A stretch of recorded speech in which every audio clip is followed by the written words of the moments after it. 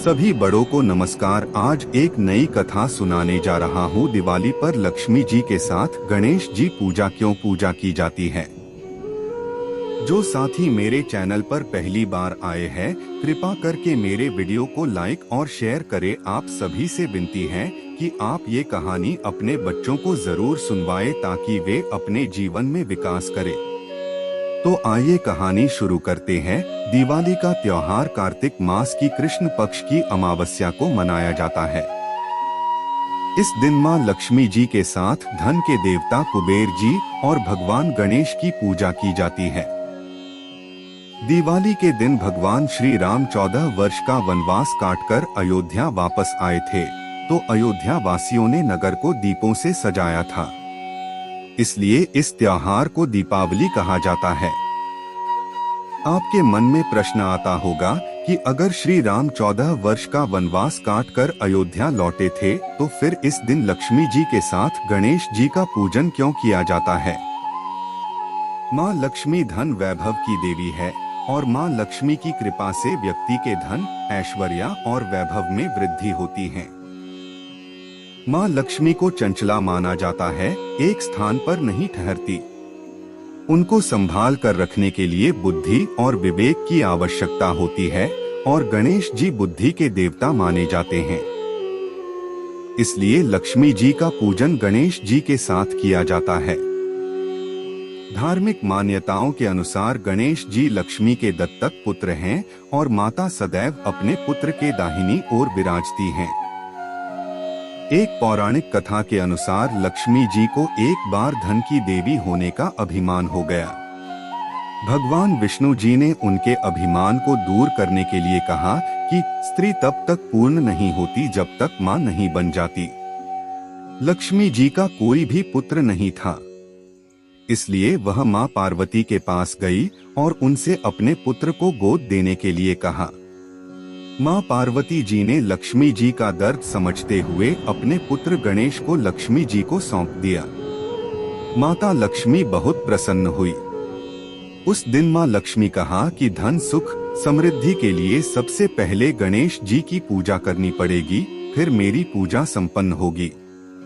मान्यता है इसी कारण लक्ष्मी जी के साथ गणेश जी की पूजा की जाती है। लक्ष्मी जी धन की देवी है और गणेश जी विवेक के देवता है। बिना विवेक के धन किसी के पास ज्यादा समय तक टिक नहीं सकता। लक्ष्मी जी के साथ गणेश जी का पूजन करते समय गणेश जी को सदा लक्ष्मी जी के बाईं ओर रखना चाहिए, तभी पूजा का पूर्ण फल मिलता है। उम्मीद है आपको कहानी पसंद आ रही होगी। कृपा करके मेरी वीडियो को लाइक शेयर कर दे और मेरे चैनल को सब्सक्राइब कर दे। अब आगे की शेष कहानी सुनिए। एक अन्य प्रचलित कथा के अनुसार एक बार एक साधु ने राज सुख को भोगने की इच्छा से मां लक्ष्मी के कठोर तप किया। उसकी तपस्या से प्रसन्न होकर मां लक्ष्मी ने उसे राज सुख भोगने का वरदान दिया। मां लक्ष्मी से वरदान प्राप्त कर वह साधु अभिमान वश राज दरबार में चला गया और जाकर राजा का मुकुट नीचे गिरा दिया। यह देखकर राजा क्रोध से तमतमा उठा, लेकिन उसी समय राजा को मुकुट में से एक नाग निकलकर जाता हुआ दिखा। राजा का क्रोध प्रसन्नता में बदल गया। उसे लगा कि साधु ने मेरी जान बचाने के लिए ऐसा किया होगा।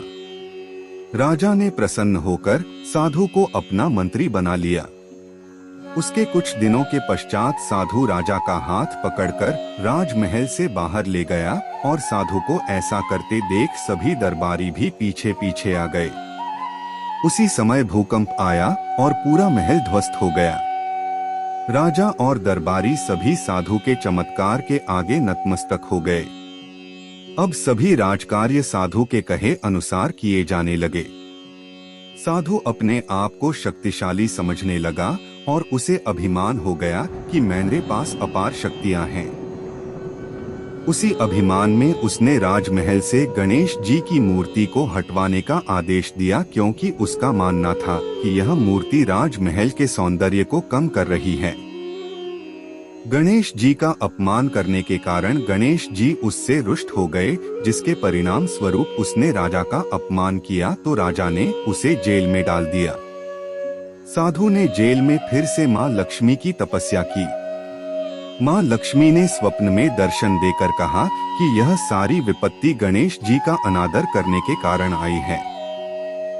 गणेश जी के नाराज होने से तुम्हारी बुद्धि नष्ट हो गई और धन लक्ष्मी संभालने के लिए बुद्धि की आवश्यकता होती है। साधु को अपने किए पर पछतावा हुआ और उसने गणेश जी से माफी मांगी, जिसके परिणाम स्वरूप गणेश जी ने राजा को स्वप्न में दर्शन दिए और साधु को जेल से बाहर निकालने का आदेश दिया। अगले दिन प्रातः राजा साधु के पास पहुंचा और साधु को अपना स्वप्न सुनाया। राजा ने साधु को पुनः अपना मंत्री बना लिया। साधु ने गणेश जी की मूर्ति की पुनः विधिवत स्थापना करवा दी। उसने गणेश जी की मूर्ति के साथ मां लक्ष्मी की मूर्ति की स्थापना भी की। उस दिन उसने सर्वसाधारण को बताया कि लक्ष्मी जी के साथ साथ गणेश जी की पूजा भी बहुत जरूरी है। इस तरह लक्ष्मी जी के साथ गणेश जी की पूजा का प्रचलन शुरू हो गया। एक अन्य मान्यता के अनुसार ऐसा माना जाता है कि श्री राम जब अयोध्या लौटे थे तो उन्होंने उस दिन गणेश के साथ मां लक्ष्मी का पूजन किया था। तभी से दिवाली पर लक्ष्मी गणेश का पूजन करने की परंपरा शुरू हुई। श्री राम अयोध्या लौटकर अयोध्या के राजा बने थे, इसलिए उन्होंने अपनी प्रजा की सुख समृद्धि के लिए मां लक्ष्मी के साथ गणेश जी की आराधना की थी, क्योंकि मां लक्ष्मी और गणेश जी के पूजन से हम बुद्धि, विवेक और सुख समृद्धि का आवाहन करते हैं। पूरी कहानी ध्यान से सुनने के लिए धन्यवाद। अंत में यही कहूँगा, ईश्वर आप सभी को सुखी रखे और अपना ख्याल रखे।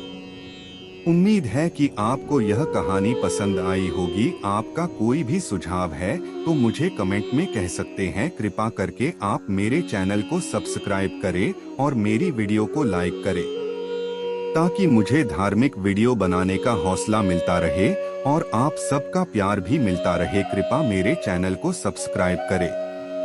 अब मैं मिलता हूँ आपको अगली वीडियो में।